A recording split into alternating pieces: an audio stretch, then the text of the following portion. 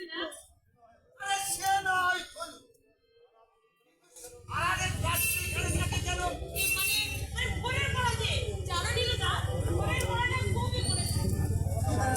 কিন্তু কর্তা বাড়ি নেই।